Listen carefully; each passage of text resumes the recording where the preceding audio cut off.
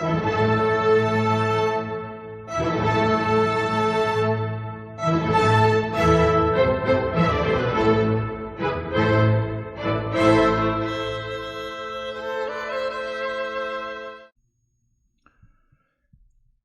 주일 동안 평안하셨습니까? 우리 매주 목요일 저녁 8시마다 렘브란트 그림을 통해서 만나는 하나님을 묵상하는 시간입니다. 오늘 그 5번째 시간을 기도하고 시작하도록 하겠습니다. 하나님 아버지, 우리에게 우리의 일상생활 속에서 하나님을 만나 배웠고 하나님을 느낄 수 있는 복된 시간 될 수 있게 하여 주옵소서. 예수님의 이름으로 기도드립니다. 아멘. 우리 계속해서 우리 렘브란트 그림을 통해서 우리 하나님을 묵상을 하고 있습니다. 오늘 5번째로 천사와 사도 마태라는 제목의 그림을 감상하도록 하겠습니다. 렘브란트가 1661년에 그린 그림입니다. 지금은 러시아 상트페테르스부르크에 있는 에르미타슈 박물관에 소장되어 있는 그림입니다. 우리 몇 번 말씀을 드렸습니다.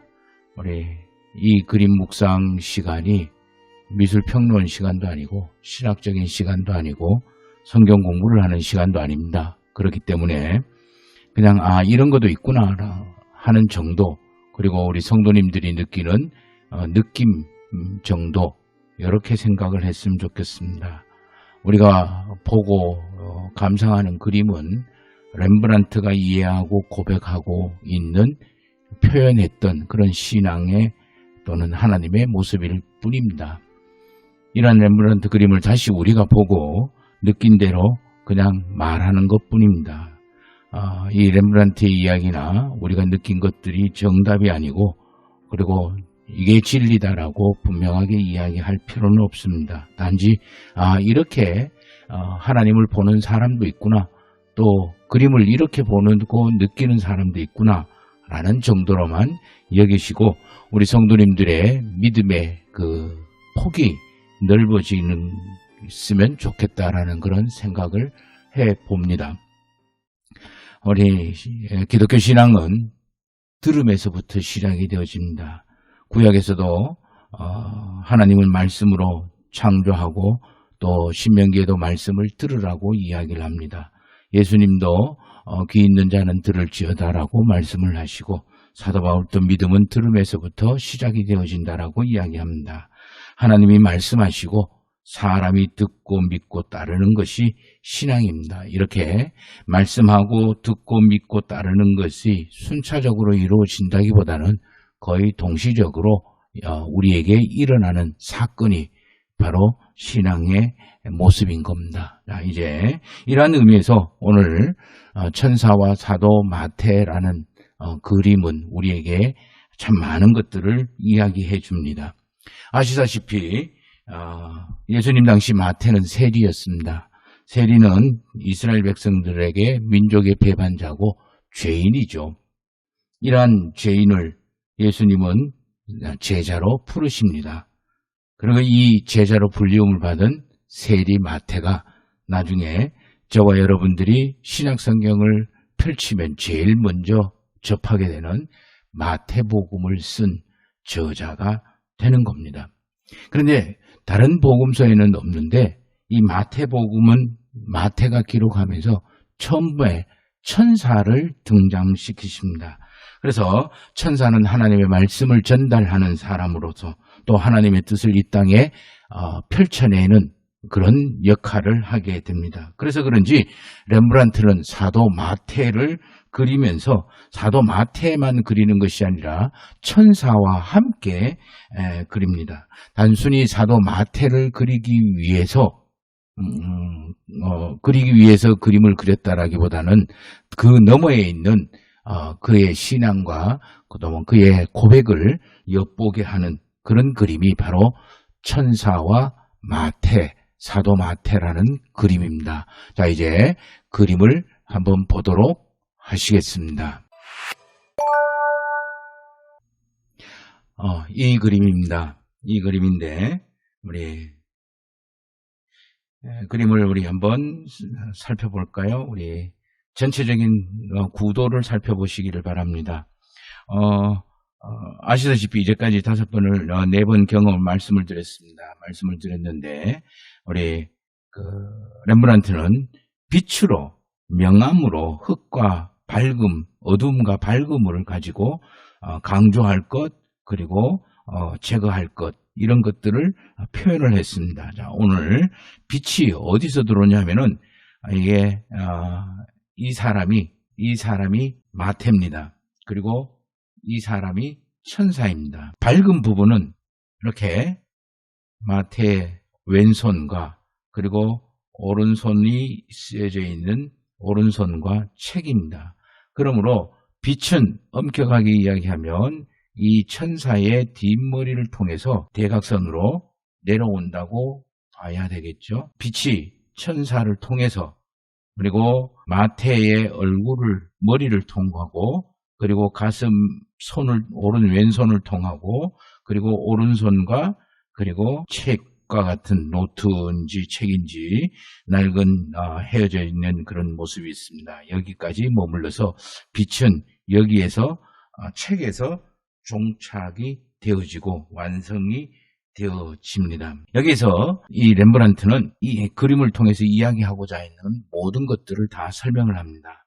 하나님의 보이지 않는 말씀은 천사를 통해서 그리고 사람인 마태의 머리 그리고 그 가슴 두근두근거리는 깨달음의 가슴 그리고 논리로 풀어쓰는 그래서 정리한 책 이렇게 연결되어진다는 거예요. 보이지 않는 하나님의 모습은 천사와 말씀의 전달자인 천사와 그 말을 듣고 숙고하고 묵상하고 했던 여러 가지의 설레임을 갖고 있었던 이 마태를 지나서 이 책에 기록되어질 때 보이는 하나님으로 경험되어진다는 그런 이야기라고도 할 수 있습니다. 먼저 우리 뒤에 있는 천사의 모습을 한번 보십시다. 천사의 모습 그러면 이제까지 우리의 천사의 이미지는 아마 겨드랑이에 날개가 달려있고 공중으로 날아다니면서 머리에는 후광이 있고 순전하고 천진난만한 어린아이의 모습을 떠올립니다. 그러나 렘브란트의 천사는 꼭 우리 집 애 같습니다. 우리 교회에 흔히 보이는 청년들 얼굴 그리고 젊은 집사님들의 얼굴 모양입니다. 렘브란트는 천사 즉 하나님의 말씀의 전달자는 바로 내 이웃이다라는 그런 말을 하고 싶은가 봅니다. 특별한 초월적이고 특별한 사람에게만 경험되어지는 메신저가 아니라 전달자가 아니라 그래서 내 이웃에 나와 함께 얼굴을 맞대고 살아가는 그 사람이 어쩌면 하나님의 말씀을 나에게 전달하는 전달자 내 이웃이다라는 그런 이야기를 하고 싶은가 봅니다. 또한 더 확장하면 나 역시 내 이웃에게 하나님의 말씀을 전달하는 전달자의 역할이 사명이 있다라는 그런 뜻이기도 합니다. 그렇기 때문에 하나님의 말씀은 바로 내 일상에 있는 거예요. 그러므로 우리 일상에 대한 관심, 일상에 대한 주의, 일상에 대한 하나님에 대해 깨어있는 것 이것이 하나님의 말씀을 듣는 아주 중요한 요소라는 말입니다. 두 번째, 천사의 입의 모습을 한번 보십시다. 여기에 입이고 렘브란트 귀는 여기에 있습니다. 거의 붙어 있습니다. 이 말은 천사가 사도 마태의 귀에 아주 가까이 대고 하나님의 말씀을 전하는데 속삭이듯이 이야기하고 있다는 것을 이야기하는 거겠죠. 하나님의 말씀은 큰 소리로 전달되어지는 게 아닙니다. 사람이 놀라울 정도로, 사람이 신비롭게 빠질 정도로, 사람의 생각들을 홀릴 정도로 그렇게 다가오지는 않습니다. 기억나십니까? 엘리야가 호렙산에서 천둥과 지진과 폭풍 속에서도 하나님의 목소리를 듣지 못하고 그것이 다 끝난 후에 미세한 하나님의 소리를 들었다라는 그런 이야기 내용하고 거의 비슷합니다. 하나님의 말씀은 요란하지 않습니다. 대단한 기적이나 화려한 보여주기, 그것이 하나님의 말씀이라고 할 수가 없습니다. 저 사람은 그러나 이러한 것을 좋아합니다. 뭔가 대단하고 뭔가 웅장하고 뭔가 기이한 것들을 참 좋아하죠. 그것을 좋아한다고 오늘날 모든 교회의 모습이 현란한 말과 연출된 모습으로 하나님의 말씀을 선포하고 전한다라고 하는 것에 다시 한번 생각을 할 필요가 있지 않을까 여겨지는 대목입니다. 이러한 모습에 열광하지 말라라는 경고의 의미이기도 하고 쏙지 말라라는 그런 이야기 같기도 합니다. 그 다음에 세 번째, 천사의 손을 한번 보십시다. 오른손입니다. 오른손을 마태의 어깨 위에 살포시, 오른쪽 어깨 위에 살포시 얹어놨습니다. 힘이 들어간 듯 하기도 하고, 확대를 한번 해보겠습니다. 힘이 들어간 듯 하기도 하고 또 힘이 아주 없는 듯 하기도 하는 그런 모습입니다. 아주 다감다정한 그런 모습입니다. 마치 사랑하는 사람의 어깨 위에 손을 올리고 있는 연인의 모습처럼 다정다감합니다. 그러나 사실 이렇게 다정다감한 모습은 천사의 모습만이 아닙니다. 사단도 나에게 이렇게 다정다감한 모습으로 다가와서 내가 판단을 잘못하고 내가 유혹되기를 소망합니다. 사실 내가 이것이 다정다감하다고, 내가 원하는 소리라고, 내가 필요한 소리라고 잘못 쏟고 잘못 들으면 우리는 언제 어디서나 사단의 소리를 천사가 전하는 하나님의 소리로 들을 수가 있습니다. 천사는 우리의 마음을 움직이지만 사단은 우리의 욕망을 부채질을 하고 그리고 움직이기 원하는 거예요. 그렇기 때문에 하나님의 말씀은 항상 다정다감합니다. 하나님은 우리에게 질책하거나 강요하거나 압박하신 적이 별로 없으십니다. 그렇기 때문에 사람은 착각을 잘 합니다. 그래서 우리에게는 분별이 필요한 거예요. 그러므로 우리 천사의 모습을 통해서 우리는 세 가지 하나님의 모습을 듣습니다. 바로 하나님은 우리 일상에 익히 있는 사람의 모습으로 우리에게 주어진다라는 거예요. 그리고 그렇기 때문에 우리는 하나님의 말씀에 대해서 주의가 필요합니다. 그리고 우리 귀에 소곤소곤 속삭이듯이 우리에게 임하십니다. 그러므로 우리는 집중이 필요합니다. 그리고 우리에게 다정다감하게 다가오십니다. 그렇기 때문에 우리가 하나님의 말씀을 분별하는 것이 참 중요합니다.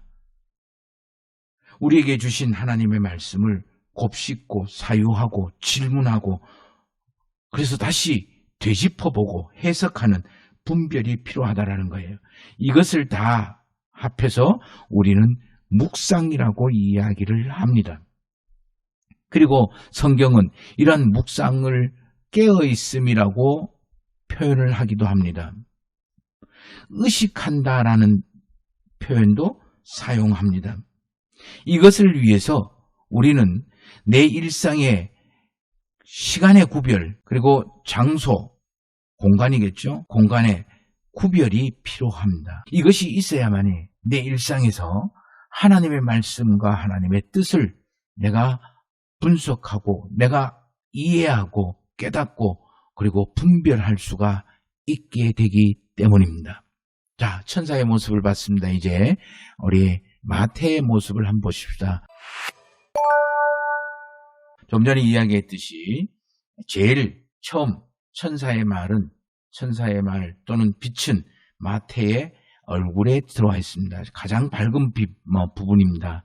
그리고 파여있는 의자에 수많은 이마에 수많은 인생의 굴곡들을 지내고 경험들을 지내고 그리고 여러 가지 아픔과 생사고락들을 함께 했던 여러 가지의 흔적들이 주름살로 이렇게 표현되어 있고, 그리고 이 두 눈을 보면 참 상대방의 어떤 사람의 그 내면 깊숙한 것까지 볼 수 있게 만드는 아주 밝고 맑고 순수한 그런 눈을 보는 것 같습니다. 이 왼손입니다. 왼손은 그 수염을 만지는 것 같지만 이 어깨의 가슴 쪽에 이렇게 손을 대고 있습니다. 저는 가슴이라고 생각을 하고 싶은데 전에 천사로부터 전해받은 그런 하나님의 말씀을 수많은 질문과 그리고 자기 자신의 경험으로 해석하고 그리고 다시 곱씹고 그렇게 해서 깨달았을 때 두근거림과 설레임의 그 감격을 나타내고 있는 모습이 아닐까 그렇게 느껴집니다. 맨 밑에 있는 오른손입니다. 오른손은 가슴으로 느낀 그런 감동과 그리고 감정을 논리적으로 글로 표현을 해내고 있는 겁니다. 이렇게 보이지 않는 하나님의 빛과 같은 것이 마태의 머리와 가슴과 정리되어지고 논리화된 손을 통해서 이 책에 표현되어집니다. 여기 위에서는 보이지 않습니다. 그러나 이 책에서는 보이고 읽히고 만져지고 실체가 되어지는 거죠. 보이지 않는 하나님의 말씀이 전달자를 통해서 내 머리와 내 가슴과 내 손에 의해서 표현되어지고 그래서 읽혀지고 만져지고 보여지는 하나님의 강림의 순서, 보이지 않는 하나님을 느끼는 과정을 이야기하고 있습니다. 천사에게 전해 들은 것을 머리로 숙고를 합니다. 사유를 합니다. 가슴으로 느낍니다. 수많은 질문으로 깨닫습니다. 수많은 경험으로 우리의 삶에 깨달음을 얻게 됩니다. 그리고 그 손으로 그 깨달음을 논리적이고 이성적으로 풀어 나타냅니다. 그게 바로 책입니다. 이 책이 바로 마태복음입니다. 렘브란트는 적어도 마태복음에 관한 성경에 관한 이 이야기를 하나님의 말씀에 관한 이야기를 이렇게 받아들이고 그리고 표현을 하고 있습니다. 보이지 않는 하나님의 말씀이 내 머리로서의 사유와 숙고, 가슴으로서의 느낌과 깨달음, 그리고 손으로서의 정리됨, 표현됨, 그걸로 인하여 하나님의 말씀이 보여지게 되고 읽혀지게 되고 만져지게 되고 경험되어지는 실체로 표현되어진다라는 하나님의 강림의 모습을 이야기하고 있는 거예요. 그래서 사도 바울은 이 성경에 대해서 성경은 성령의 감동, 하나님의 영으로의 감동된 것이 쓰여졌다라고 이야기합니다.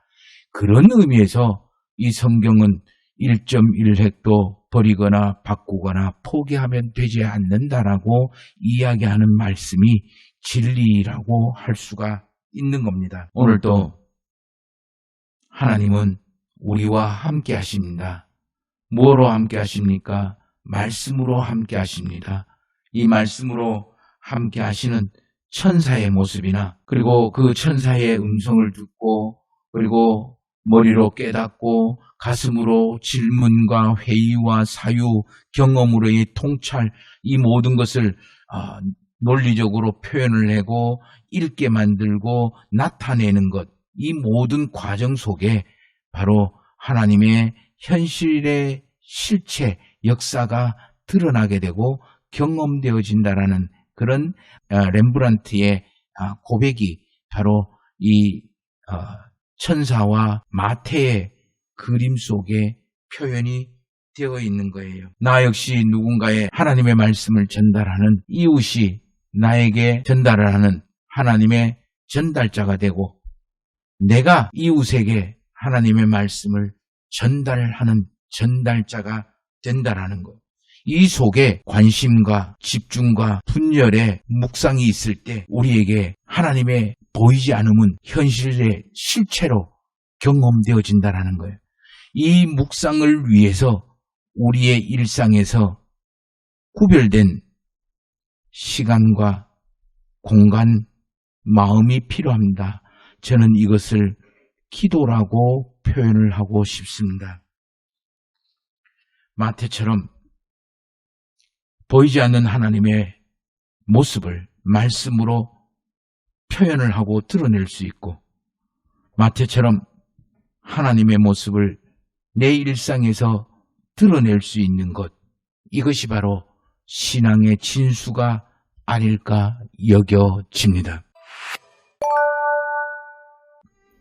우리 다섯 번째, 렘브란트를 통한 하나님의 이야기를 묵상을 해봤습니다. 우리 좀 더 이 렘브란트의 그림을 묵상하시면서 보시면서 우리 다시 한번 생각을 해보시고 또 나름 느낌을 정리해 보시기를 바랍니다.